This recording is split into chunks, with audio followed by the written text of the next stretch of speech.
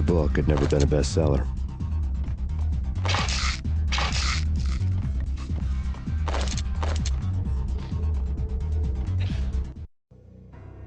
Given the setting, I was surprised to find that somebody had been passing time reading. The paperback was entitled, The Age of Murder and Storm.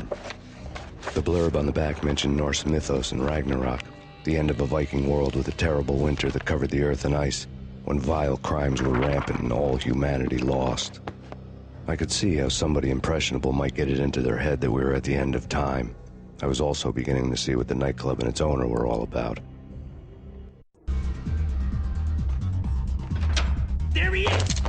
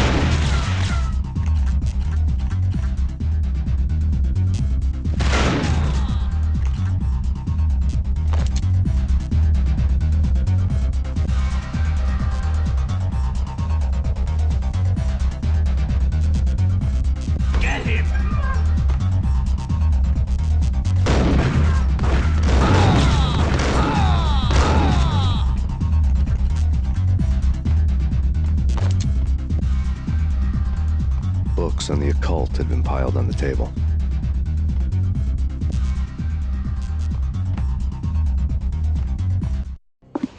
The room was stacked with light reading, such as Necronomicon, Witchcraft, and Paradise Lost.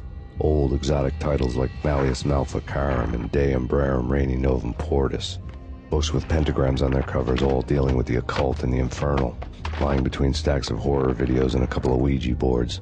The only thing I could take seriously was the thought of Lupino taking it seriously. He had been spending a lot of time getting intimate with the guy downstairs.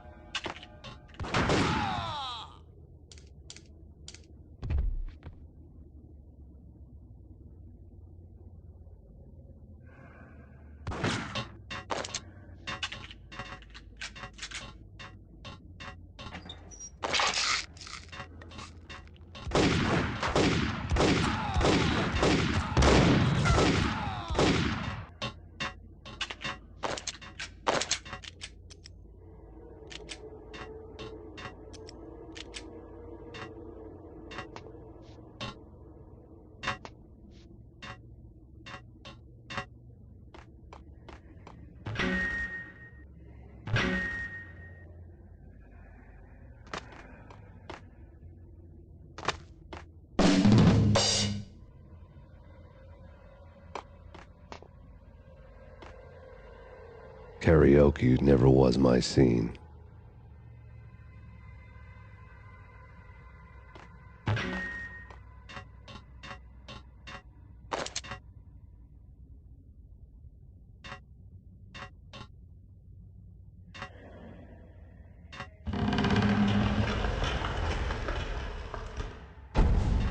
What the hell?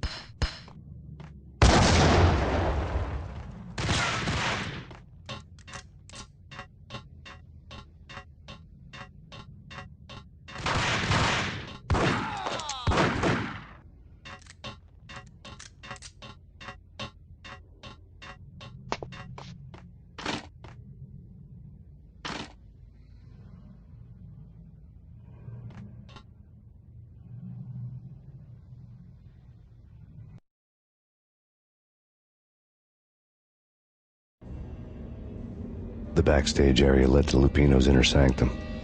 The hot air inside was like an invisible wall, thick with incense and something else, a sickly sweet smell that made you gag. This was the rotten core of the Big Apple. Lupino lurked somewhere ahead, like a spider at the center of his web, waiting. The vapors in the air started to make my head swim. Torn pieces of a letter lay scattered on the sofa.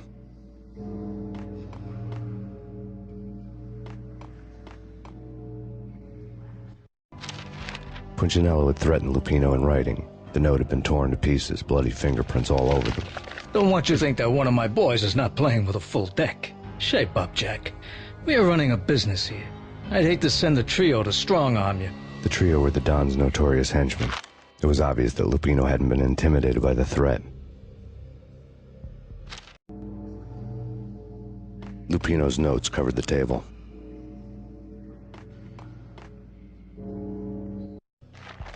Jack Lupino was crazy, all right.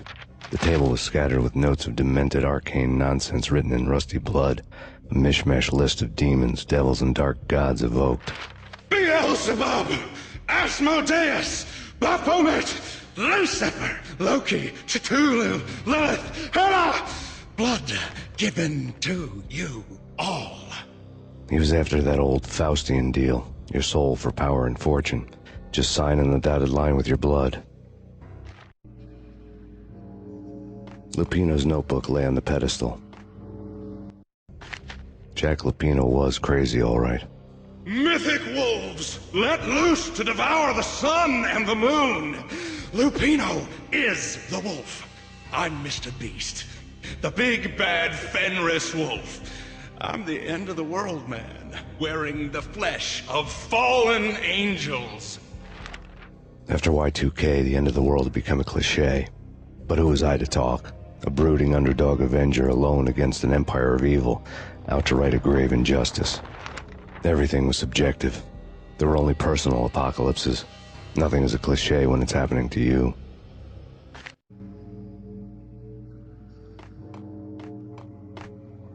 The flesh of fallen angels! Come to me all! Astaroth, Beelzebub, Asmodeus, Baphomet, Lucifer, Loki, Satan, Cthulhu, Lilith, Hela! Blood to you all! Secret. Living under the skin of reality. I've seen it. The corruption of flesh. Oh! I'm the wolf, yeah! I am the wolf! It's close. It's coming. You have come. A witness to the end of time. It's now! I will rise to her side! I don't need the words! I'm beyond the words!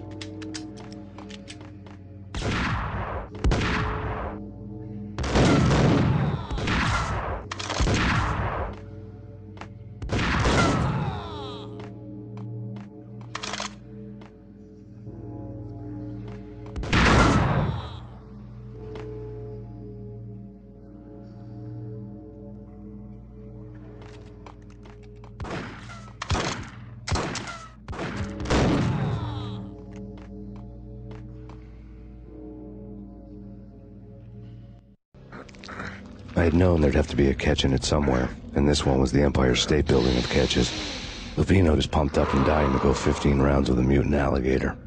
And then he started this spooky monkey talk, straight from a bad dream. Mine. I have tasted the flesh of fallen angels. I've tasted the devil's green blood. It runs in my veins. I've seen beyond a world of skin, the architecture of blood and bow and arrow. Death is coming!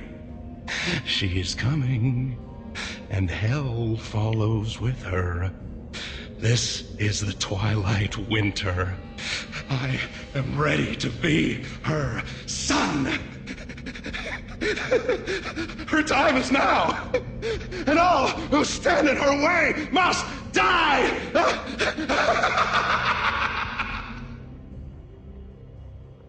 Die! You'll die! You'll die! Now! All die! Oh! The wolf!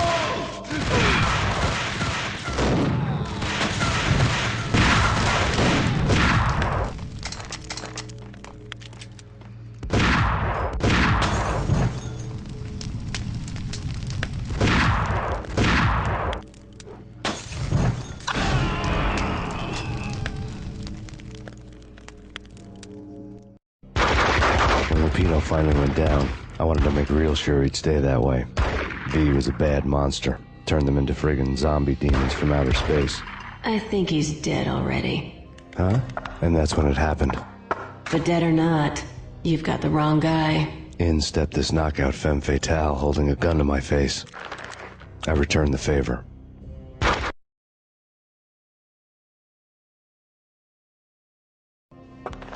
Lisa Punchinello. Lisa Punchinello was the Don's wife. Mona Sachs. Lisa's evil twin. Your safety's off, evil twin. You might hurt someone with that gun of yours. Lisa's the damsel in distress. I'm the professional. I'd blow you away without batting an eye. Sure, and you can check out my credentials splattered all over this joint. Jack couldn't have framed you. Not the state he was in. We're after the same slime bag. Angelo Punchinello's the one who murdered your friend and framed you with it. You know this for a fact. I've got my sources. I don't have a clue these days. I just shoot them as they come. Who put a contract on the Archfiend? This one's mine. I hate the guts of that sadistic wife-beater. Why not pool our bullets for this one? I thought you'd never ask. My finger was starting to twitch. How do you like your whiskey? I'm easy, as long as you don't try to slip me a Mickey. You're a real angel, Max. It was good stuff. Tasted sweet as honey going down. Nothing personal. Can't risk you going berserk and getting Lisa killed.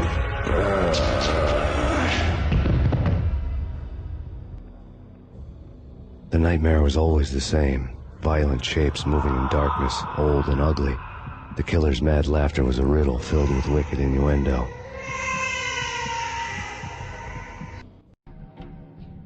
Somewhere, the baby was crying.